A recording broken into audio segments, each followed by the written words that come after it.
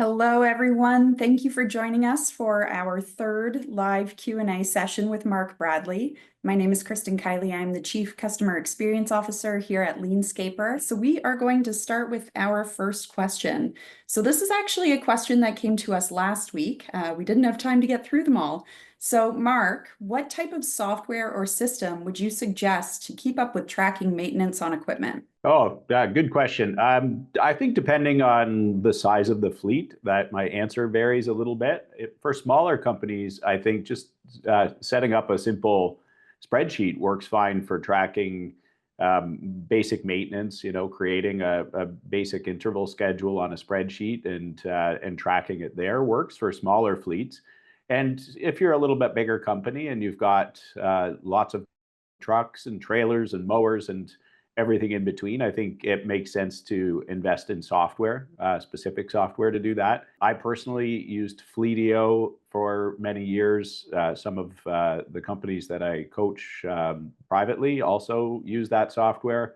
Definitely have found really good success with that. It tracks everything, really, from morning inspections to the actual maintenance intervals, the costs of those maintenance intervals. If you do have a mechanic on staff, they can update all of the work reports in there as well. And if you're using third parties, you can store all of the records of all of the service in that software. For location tracking, I think there's lots of great GPS products out there to track trucks and vehicles. I think what we're seeing now is a really big shift over to IoT. Many of the manufacturers are putting IoT devices on the equipment that can actually speak to the ECM on the truck and actually give you real-time location of all of your assets all the time. Some companies have those IoT devices where they're reading the trailer when it comes in and out of the yard or the truck, so that you can confirm that all the tools are still on the truck at the end of the day that left in the morning. There's some pretty neat products coming to market that way. But yeah, generally speaking, I would say a piece of software like Fleetio or a simple spreadsheet that might get a little bit more advanced over time as you're scaling might be a good place to start. Thank you for that, Mark. We do have another question here. I know you've heavily suggested apprenticeship in training. What's your advice on a framework to get an apprenticeship program going to better train employees?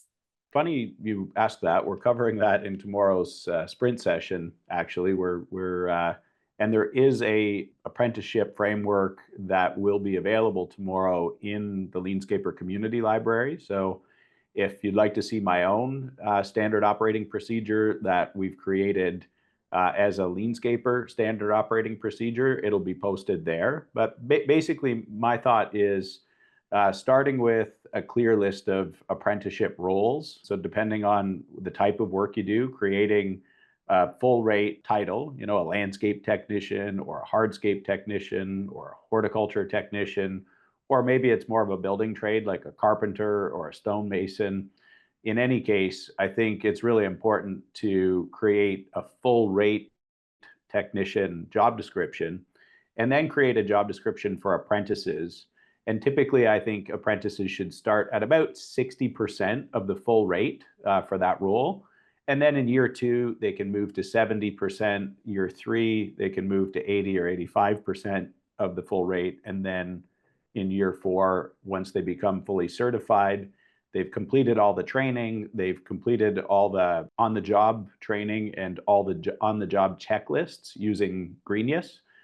We've got all the records that they've finished their training. Then it's time to move them into a full rate position. But yeah, I'm a big believer in apprenticeships. I think it creates the continuous improvement mindset that we all want in our businesses. And I think apprenticeships really attract a much different applicant than a labor position. Thank you so much, Mark. We've got another question here. This one says, we are about to start using email blasts to promote irrigation and lawn treatments. Have you seen good results from email blasts? Yeah, I think email works really well for renewals, for marketing in general to existing customers. I think cold email, if you're trying to just email off of a cold list, is generally not very welcome. So personally, I think once somebody has come and either done a little bit of business with you, or they've met you at perhaps a home show, or they've reached out through your website, I think then putting them on an email campaign that might include seasonal offers or enhancement sales and things like that for your maintenance accounts. I think email works incredibly well when you're already doing business with that person, but it's just, I think, generally not welcome. So it's not really a point of entry for somebody that's not familiar with you. So definitely some other tactics, whether it's social media or Google or direct mail, I think is maybe a little bit more welcome for cold leads for first point of contact, but definitely a big fan of email when you're trying to nurture those leads once they're familiar with you to the point where they book an appointment or even book a service. That's great. Thanks so much, Mark. I know last week on our live Q&A, marketing was a hot topic, so we appreciate you taking the time on that one. We've got a question here on SOPs. So how do you find the balance between too few and too many standard operating procedures? How do you effectively provide enough guidance to achieve consistency without requiring too much intervention from managers? Yeah, I think this is a really good topic. I've seen a lot of companies go way overboard with SOPs. And I think these days now with ChatGPT, I'm seeing people get a little carried away with it's very easy to create a procedure on ChatGPT. It takes less than a minute. The problem with that is it doesn't take less than a minute to deploy and train and then hold people accountable.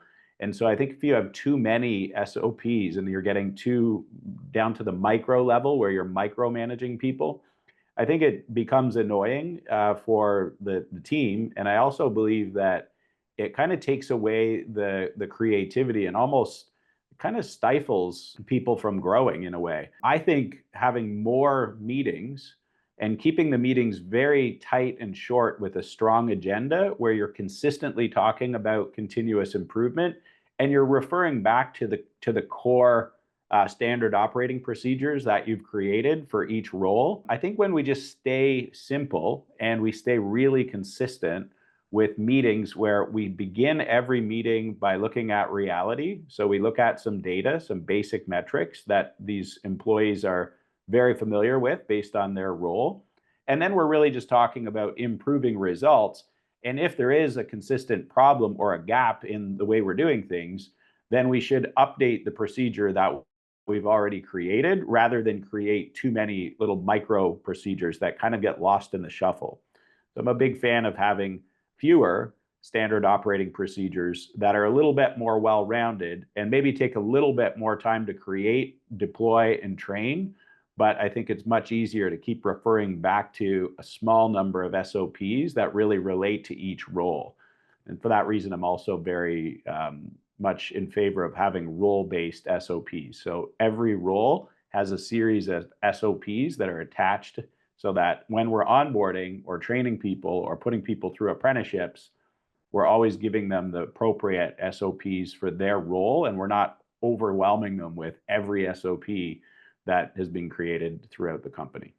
We've got another question here. How do you know when it's time to add another crew or truck in maintenance?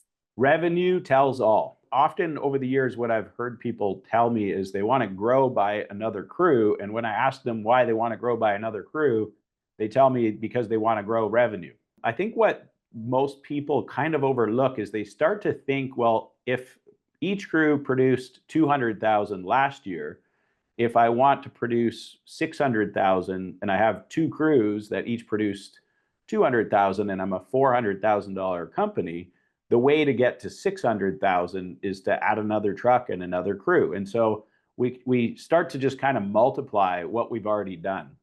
When I think there might be a much bigger opportunity in spending more time training, more time refining our sales process so that we get better clients with higher paying or higher revenue per hour work.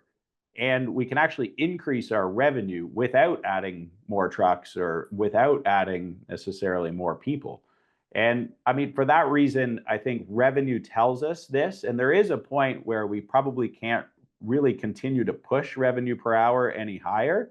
And that is the point where I would then add trucks or add crews to increase more revenue. But generally speaking, we should be focused on selling better work and getting more efficient before we decide to go and add more equipment.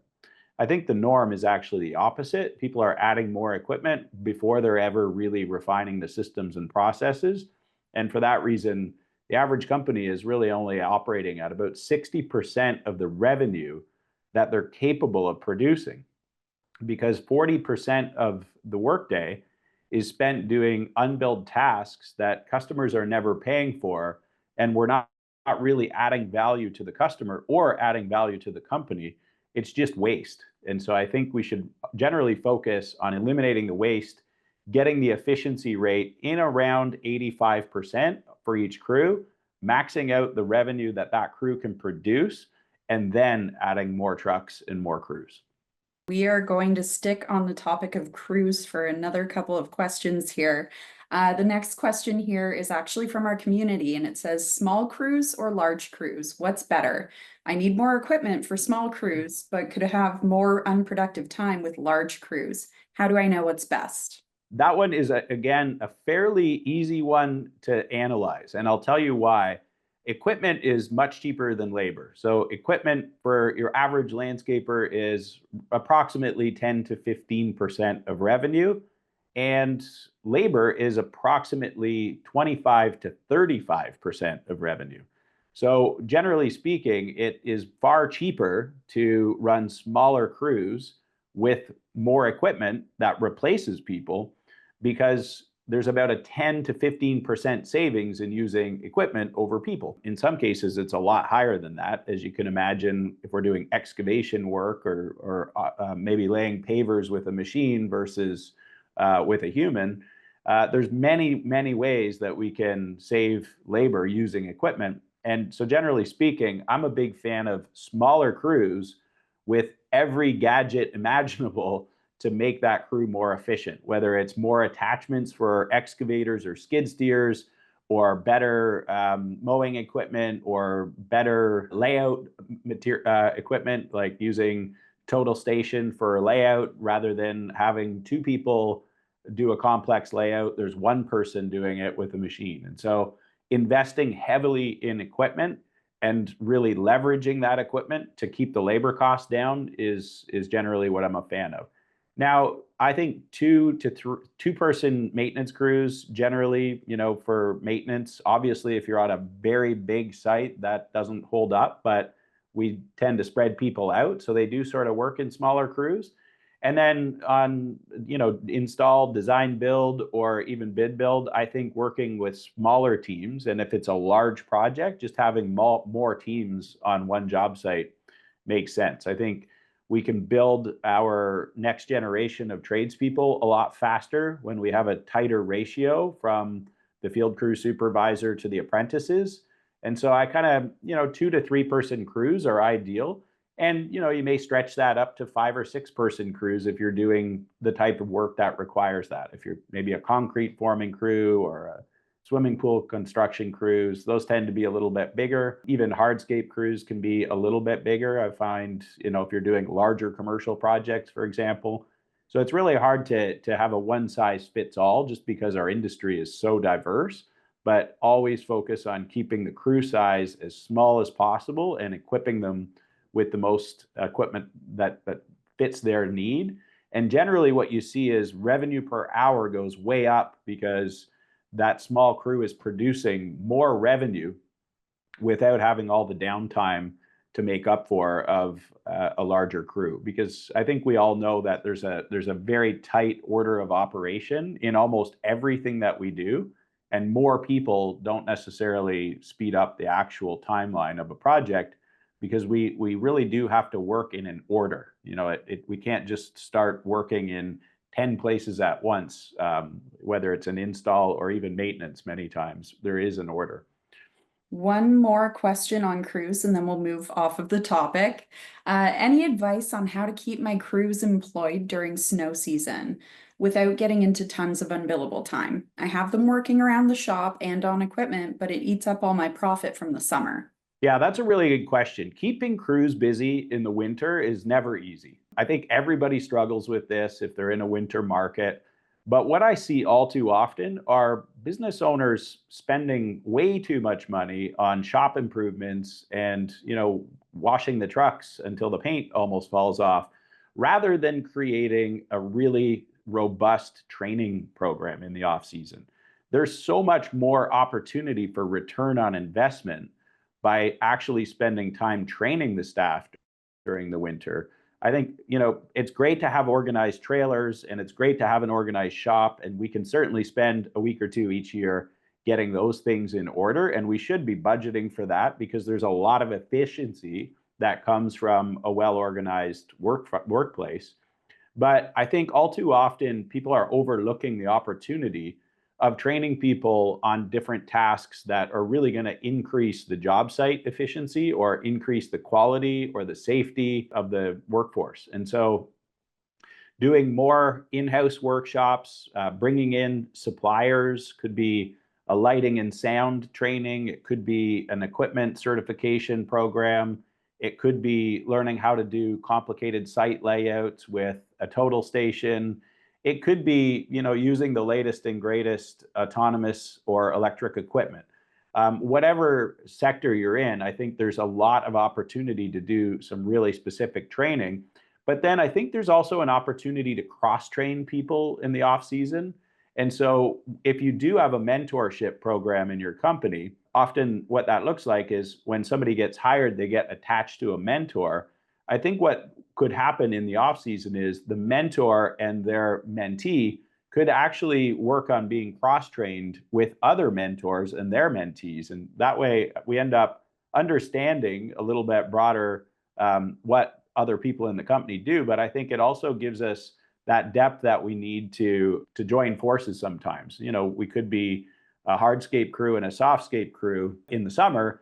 And in the winter, maybe everybody's working on hardscape. And that way, in the summer months, when we're on a big project and there's a push to get a huge patio or a huge retaining wall completed, our horticulture teams actually understand how to do hardscape very well. And they may prefer doing horticulture, but we can also utilize them when the workflow requires more hardscapers than softscapers, and vice versa. Often hardscapers don't like plant identification, but in the winter, if we actually spend a little bit of time teaching them more about plants and teaching them how to even perhaps do more blueprint reading and takeoffs and things like that, they've got this other skill set where we can utilize them to expand our skills or service offering in the moment when we're tapped out for resources. So I think generally spending more time training in the winter is my big recommendation. Oftentimes people are afraid to spend the money on that, and you should be if you're not budgeting for it, because it could end up really, really hurting the profits and cash flow during the winter. But what I usually recommend that people do is put a budget together and put it in the budget for that time, so that throughout the year, your overhead recovery markups, when you're pricing your jobs, are capturing some money to contribute to that training fund. And this is very easy to do if you're using LMN budgeting. Just add a training line and allocate enough time for that training. Generally, I recommend companies invest about 5% of the total hours worked in a year. So typically that's, in around 100 hours a year per employee, just specifically for that type of training. Ideally, as much as 200 hours, putting that into the budget. It's going to raise your prices ever so slightly, but what's going to happen is your crews are going to work faster and more efficient than ever. So you'll get more work done in less time, which usually doesn't end up really causing the price to go up long term, because we offset with speed and higher revenue and lower overhead. And therefore, our pricing actually over time might become more competitive because we have a well-trained team that produces more revenue per hour, which then actually reduces our overhead and increases our profitability. And this allows us to be more competitive in the long term actually bidding more complicated work at typically a little bit lower price than companies that don't have a very well-trained staff, or companies that have a lot more turnover than you would. All right, we've got a couple of questions here in regard to sales roles. So the first one is, what is the best way to compensate a sales representative? Salary and commission? What have you found to work best?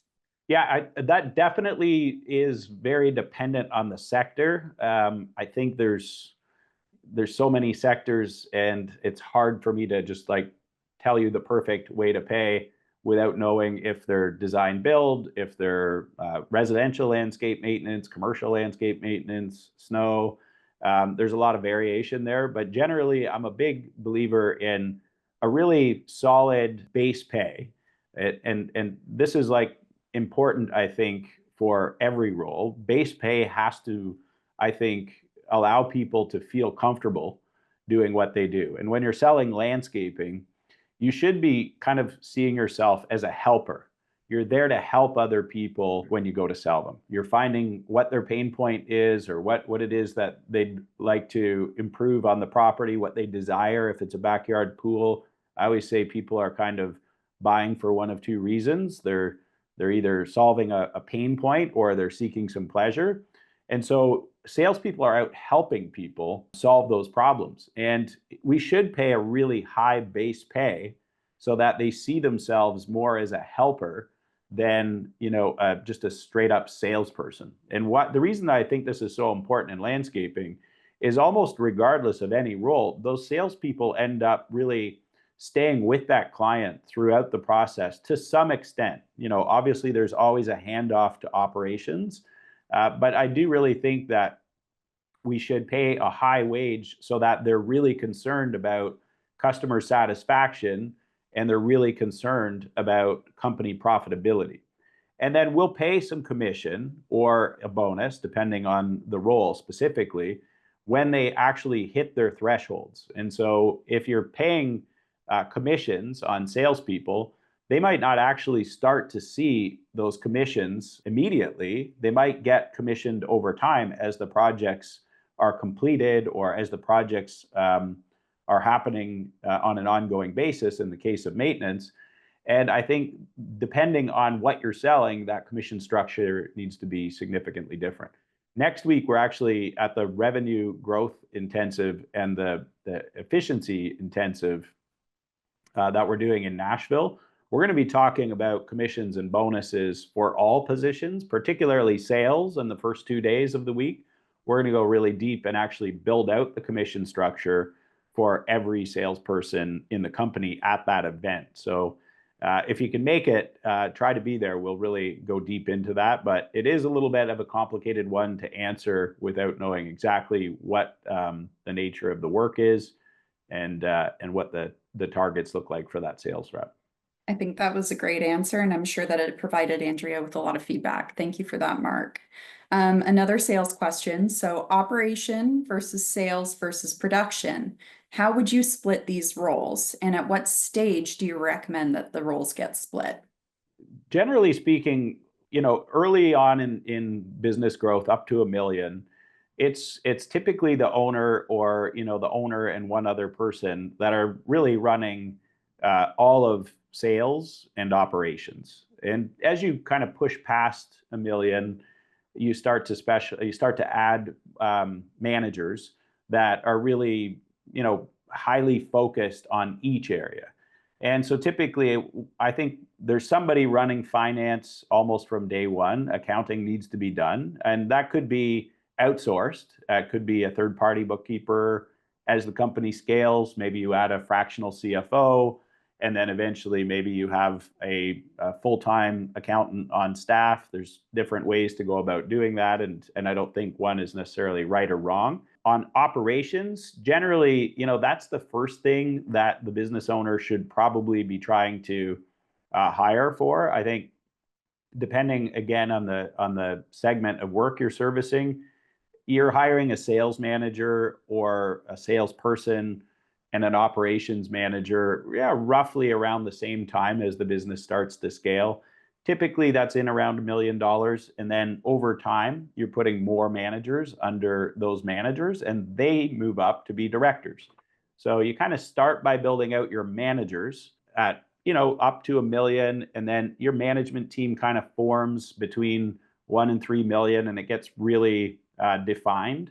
And then I think as you pass 3 million, you start to add directors that then lead the managers. And so that actually gives pretty good progression opportunities for people that have maybe gone from crew leader to manager and then potentially up to a director level. So there's a great progression pathway by looking at it that way.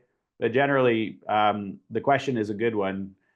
There's always going to be a finance leader, there's always going to be a sales leader, and there's always going to be an operations leader.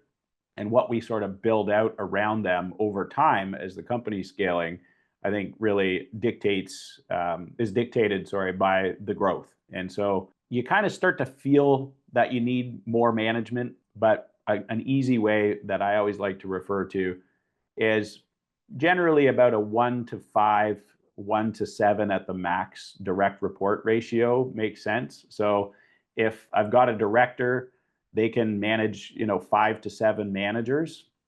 And so if I'm the owner and I've got 5-7 managers and I need more managers, I'm probably going to have to start adding directors. And so that ratio really helps dictate when you have to add that next layer into the company. But generally, we've got direct labor, people that are out doing the work. Then we've got managers. And when we've got too many managers, then we hire directors. And if we've got too many directors, then maybe we hire VPs. And as we get a few VPs, then maybe we hire C levels. But again, this is kind of a progression that happens from 1 million to 30 million. And every company is a bit different based on their segmentation. We've got a question here on AI. So, with the boom of AI, what are the areas in the market and or on the horizon that landscape companies should be aware of or advised to get into so they don't get left behind? Wow, that's a good one. We could have a whole hour on that one.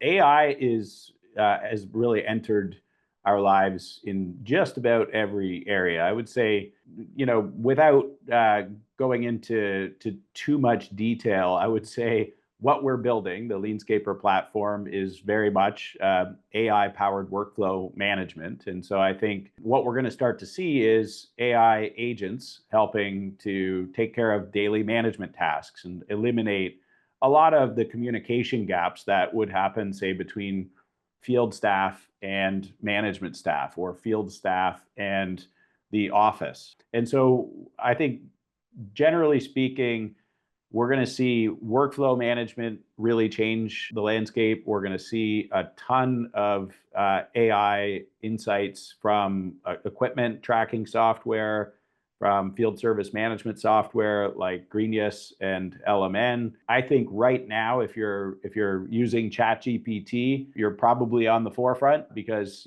as an industry, I can tell you for sure, just from asking as I travel around speaking, most people aren't using ChatGPT for much right now, but for creating better proposals, for automatically generating proposals, for pricing exercises. I mean, you can ask ChatGPT just about any question, and it's going to give you back a pretty true answer that can be used in one way or another. So it could even be calculating volumes or calculating weights that you're not comfortable with. There's all kinds of great uses there. But we're very quickly seeing, literally thousands of apps popping up and coming to market that do everything from organizing your calendar to creating copy to building out marketing campaigns, automating your email drip campaigns, like writing all the emails for you. Nowadays, if you're using Google, they've got Gemini built right in, can kind of improve your email writing. And so there's just an endless list of places that I think we're going to see AI entering. And over the next 3 years, I think we're going to see a major transition. It would be, I think, the equivalent to going from having no internet to having the internet, those 3 to 5 years. I would say what we're seeing here with AI will be very similar, but far, far more impactful than what took place when the internet came into existence. Let's stay on the subject of innovation for a minute here, and let's talk about robotic mowers and electric equipment. What are you seeing in the industry? What are your thoughts on utilizing these different methods of equipment? Yeah, I mean, I think the technology is moving very quickly. Things have changed a lot in the past 2 years. Clearly there's been a lot of discussion around electric and autonomous equipment for quite a few years. And much the same as AI, I would say, like I started hearing about AI 10 years ago at tech conferences, and it's really just now become mainstream. There's been AI being used in the back end of software, I would say, for years. But what we're really starting to see now is this, just being in the hands of everybody. And I think the same holds true for autonomous and electric. The technology is now good enough, and there is enough supporting software to track locations and troubleshoot and have technicians managing a huge fleet of autonomous equipment from a van, and then spending time going around servicing the equipment, checking in on the equipment, solving problems. If a mower happens to be stuck, or if there's something is in the way of a mower, there's lots of companies that have gone fully autonomous and fully electric. And I think those early adopters have a unique advantage in the market, in the sense that they've learned a lot. And maybe it was a little bit expensive, and maybe it wasn't as efficient as they would have liked immediately. But being first to market, using that technology, I think creating systems and processes and rethinking the way that they manage their labor to support that autonomous equipment, and changing the sales process and changing the way that they, basically run their companies ahead of the crowd. I think there's a big opportunity there. So definitely seen some really good examples over the past few years of companies that have made the switch, and really are starting to see some really good results. I don't think it was fast, but I think it's really starting to work well now. Let's kind of stay on the subject of just the pivots, right? And let's talk for a second about the climate and some of the extreme weather that we're seeing these days. Are there any specific service verticals that you're seeing landscape professionals jump into because the weather in their area has changed? Yeah, I mean, I think what we see are these extremes. It seems to be up and down. Some years there's no snow, and then the next year there's almost too much snow, which is making it really difficult in those snow belt regions for people to create contracts that are fair for themselves and for their clients, and really, combat low bidders that are coming into the table with outrageously inexpensive offerings for those types of services. We're seeing a huge variation in the way people are managing water. This is a big opportunity. There's great companies out there like Weathermatic, I know, have created some incredible technology to help reduce water and help reduce the cost of water, particularly on really large commercial projects where there's huge irrigation systems that are overwatering continuously. There is a water shortage. I think everybody is well aware of that. And technology, hitting the market to help reduce the load, but also save money and create really good opportunities for landscapers to monetize on a recurring monthly basis for actually deploying this type of technology into their clients' properties. So, I've been saying for a few years that I really think that all businesses are quickly becoming tech businesses in one way or another. And I would say in the landscape business, becoming a tech-enabled landscape business is a huge opportunity. And some of the weather and some of the changes in the climate are creating those opportunities, whether it be with the water, or whether it be with sustainable equipment like we just talked about, or maybe even just as people evolve, their tastes evolve. And so we're seeing these opportunities that haven't really been around in the past, where people want more outdoor living space because they do tend to be outside a little bit more. The weather seems to be a little bit warmer earlier in the season, a little bit warmer later into the season, and people want to live outdoors more. So we're seeing more outdoor kitchens. We're seeing more fire pits than ever. And I think outdoor lighting and sound has become really popular. Outdoor living areas where There's covered living areas with televisions to watch the big game and whatnot. So I think there's just been a huge evolution. When you look at the spend from the early 80s to now, it's just continuously increasing. The industry is growing year over year very nicely. That's obviously why there's so much interest from private equity and the investment community. There's just a never-ending stream of growth, and I think as people get more and more innovative, there's a lot of ideas that have hit the market over the past few years. If you hang out at trade shows, there's almost an endless stream of ideas. The innovation that we're seeing in the industry is growing day by day. You just hit on a good point, which is investors and people growing through acquisition. We do have a question here. When expanding into new markets or service areas, what key indicators help you decide whether to grow organically or through acquisitions? I'm a big believer in growing organically where possible. I think some tuck-in acquisitions can be great as well. If you're trying to build a company of scale, then you should consider your own company to be the platform company. And generally speaking, like if you're building a platform company, what you're trying to do is build the market leader. And so in the markets that you're in, you should really be the market leader before you decide to move into another market. And what I keep seeing is people that are far from being the market leader trying to buy their way into becoming one. And, generally private equity is fueling this, but it's not going as smooth as they'd like. In many cases, there's certainly some great examples of some really well-funded and well-run companies that have a strong emphasis on building people first and then scaling.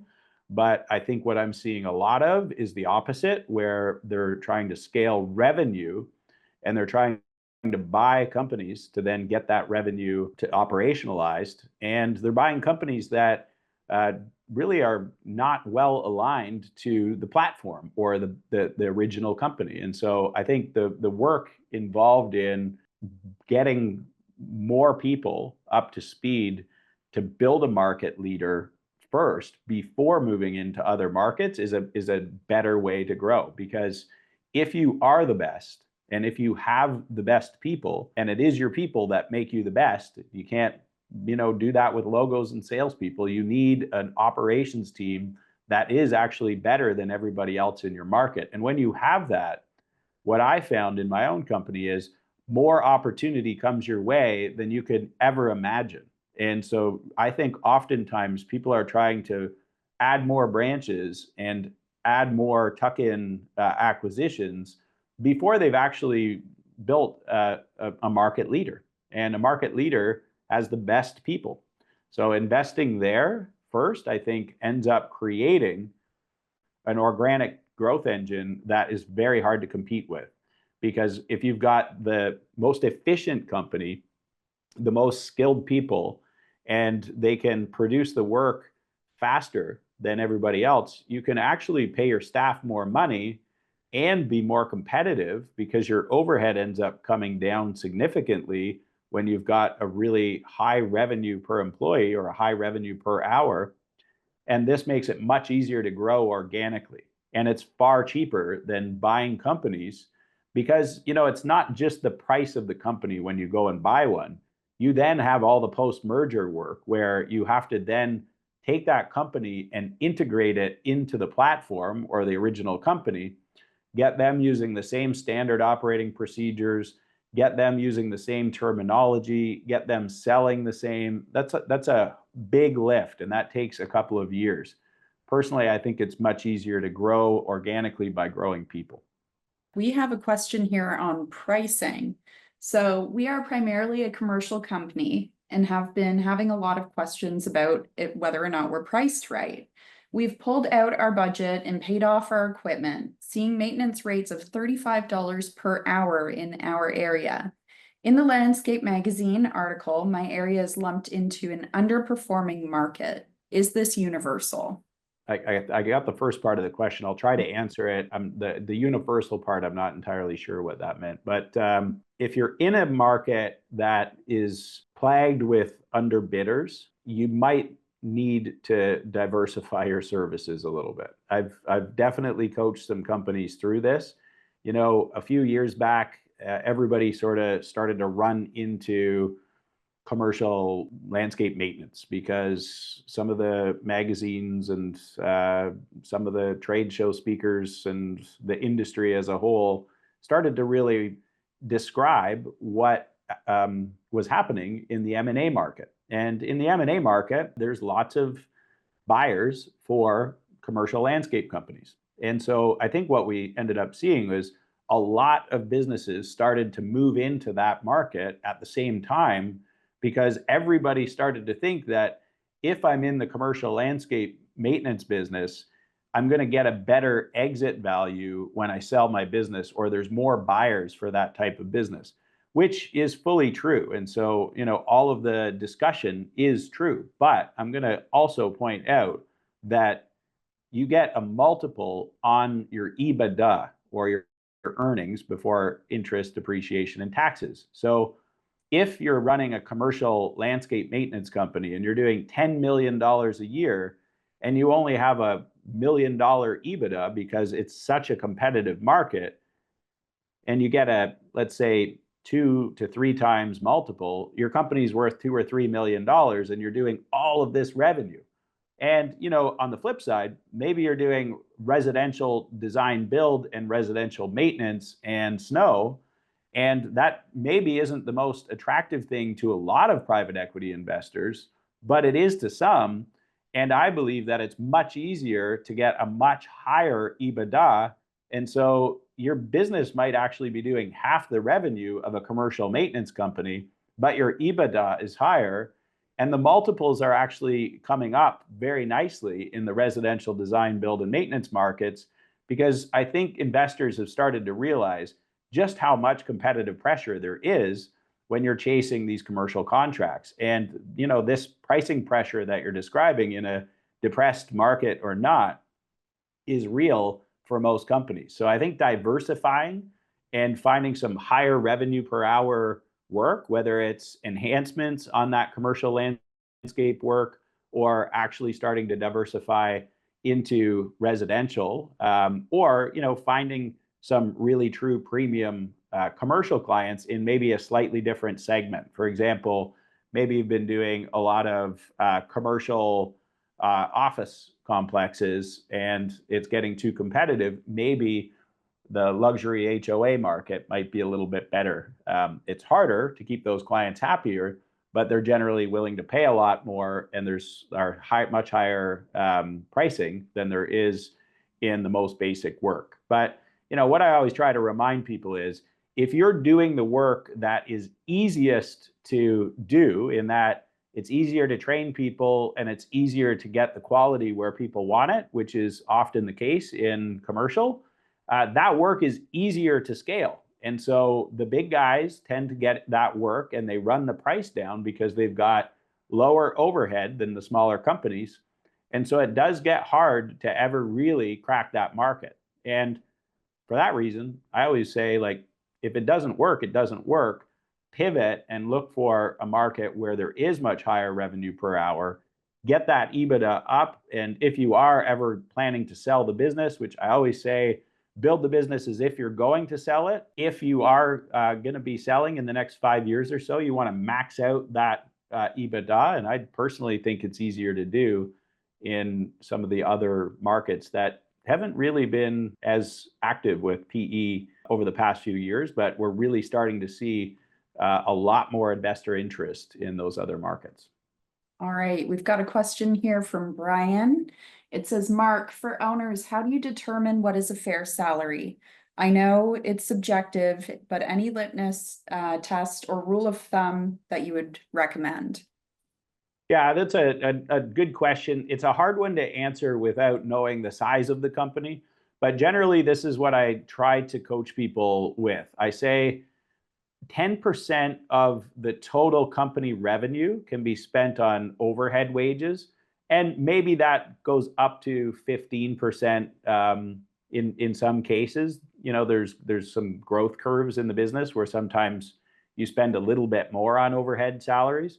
But if you're an owner operator and you're out working every day and you're doing the actual physical work, you should be getting paid the equivalent hourly rates of somebody who would be doing that work. You shouldn't be paying yourself $40 an hour to do a job that you would be able to hire somebody to do at $20 an hour. And if you are, then you should just hire that person and stop doing that work. So when doing the work, you should be getting paid for what you're doing at the actual standard rates. So again, if you're a salesperson as an owner, you're probably saving the cost of a salesperson. At some point, you're going to need a salesperson. So make sure that you're making what that salesperson would make. And so I think, if you're running $1 million business, a business owner should easily be able to make $100,000 a year. If you're running a $2 million business, it's probably not going to change much. But, when you get to 3 million, you can probably pay yourself 150. And then you probably won't change that much until you get to 5 million. But then you should be probably paying yourself 250. Now, keep in mind, the company's still making a profit. Over and above that, we want our businesses to be operating at around 15% or more net profit after paying those types of wages.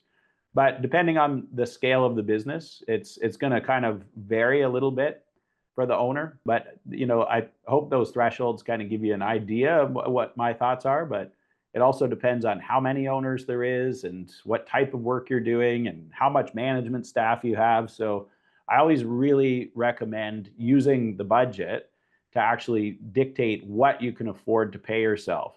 Always just knowing that if you pay yourself a little bit more, you're going to have to sell a little bit more. It's just the two go hand in hand. And so as the revenue of the company's coming up, the owner's wage should consistently be coming up as well. Always leaving room for other overhead staff that come in and do a lot of the day-to-day work to help keep scaling the business. And so that 10 to 15% of revenue for all overhead staff, including the owner's wage, is usually where I recommend people start when building a budget.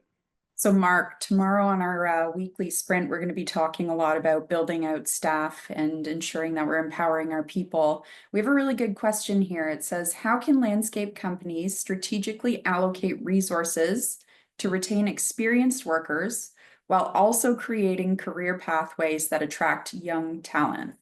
Yeah, I mean, that's a really good question. I think the apprenticeship program that we talked about earlier is a great way to attract and retain young talent because, when people are leaving high school or college and they go to look for a job, this day and age, I think we're going to see a big trend over the next few years where there are a lot more people looking at the trades because a lot of the traditional jobs that community colleges were preparing people for have been replaced by AI. And, there's a common saying, you don't actually get replaced by AI, you just get replaced by somebody who's using AI. And, a lot of the mundane tasks that we would hire people for who did, a 2-year diploma programs in college have been replaced by AI tools. And so, oftentimes a really capable person who knows their business can do the work of 3 or 4 or 5 people now with all of the different apps and tools that we have, just like we talked about earlier. And so I think we can pay more money now for people who have the management skills, knowing that we don't have to surround them with as many doers because we have AI doing the work. So I think there's a pretty neat opportunity here where we can be growing our apprentices and retaining those people because there's better people coming into apprenticeships, knowing that there's more money to be made in the trades than there is in those type of roles that have been replaced by AI. So that helps us on that end of the spectrum. And then in retaining management or attracting management or directors or vice presidents to join a scaling company, I think this industry is actually becoming a lot more appealing because we're tech enabled, we're using data to make decisions, and we can actually start to pay much higher wages for those senior management type roles or executive roles again, because we don't need as many supporting staff now that we're using technology that replaces the need for a lot of middle managers. So we end up with a very flat organizational chart as a result of all this technology, whereby we have owners and a small management operating team that can actually manage a huge team of crew leaders and apprentices that have come through a process where they've actually done a lot more training and they have much higher skill and they work a lot more autonomously with less management. And so I actually really think that our labor market is going to get significantly better over the next 3 to 5 years because of all the technology, the AI, and the autonomous equipment that's come into this industry, along with all of the other software that's been built over the past 15 years to allow us to run our field operations smoother, whether it's people and job costing or managing a fleet or anything in between. I think we have answered a record amount of questions today. So we're going to stop taking questions at this time. But what I really wanted to do, Mark, obviously we are both in Ohio right now at Grow. Would you mind just sharing your experience so far and maybe some key highlights for the group? This year's Grow has been unbelievable. It's by far the biggest Grow ever. Jason Cromley from Hidden Creek is hosting this year in Columbus, Ohio. And yesterday kicked off with an incredible day. I think there was almost 20 different educational programs, incredible lineup of speakers, really incredible takeaways for anybody attending. This conference is really common for people to bring their entire leadership team. So what we're seeing a lot of people doing is coming to the Grow conference with field crew leaders, with managers, in some cases, even bringing some young field workers just to see how much opportunity there is in the industry. So I think there's 1,200 people here touring the facility and attending the conference. The effort that Jason and the team at Hidden Creek went through to prepare was unbelievable. I got a bit of a front row seat over the past 6 months on how that was coming together and spent a little bit of time with the Hidden Creek team. And I can say that the people touring the Hidden Creek facility are blown away. I was over there this morning. The tour kicks off in their design room where they actually bring all of their clients in to see designs. And then the tour just kind of walks through the entire facility, which is unbelievably impressive. And people are getting an opportunity to tour the design department, the design build sales department, the enhancement department, the maintenance department. They're touring the shop, they're touring the yard, they're seeing exactly how the company operates. They get to spend time with the HR department, seeing exactly how they're recruiting, what their retention strategies look like, how they're training their staff, and really creating a more robust training program than they've ever had. So the great part about Jason and his team is they're very vulnerable, most impressive company imaginable. But they're also very vulnerable and honest about what they're working on and what they're trying to do in the coming year to prepare for the scale that they have planned over the next 3 years. They're a fast-growing company. They're going from 21 million to 27 million this year. When we first met Jason back in 2011, I think they were $1 million company when they first came into LMN for a workshop. And it's just been unbelievable to watch that company scale and grow into the market leader that they are here right now. And I can say that the next 3 to 5 years are going to be something special to watch as well. Thank you so much for that, Mark. And I'm sure that Jason and his team would be really appreciative that you took the time to walk through all of the hard work that they put into this. Let's close out on this. Would you mind just explaining to everybody what we're doing in Nashville next week? Next week, as part of the Mastermind Accelerator program, we're going to have 2 sessions. Now, normally each quarter, we're going to spend 2.5 days doing an in-person intensive session on one of 4 topics. And that will be revenue growth, operational efficiency, people and culture, and financial mastery. So those are our 4 quarterly intensives. This year, with LeanScaper being new, we decided to put 2 intensives in 1 week. So we're going to actually go 5 days straight. Companies are coming with their leadership team to spend 5 days with us. And in the first 2.5 days, we're going to do a revenue intensive where we actually build your sales process. We build all of your metrics. We build the incentive plans. We build the commission structure.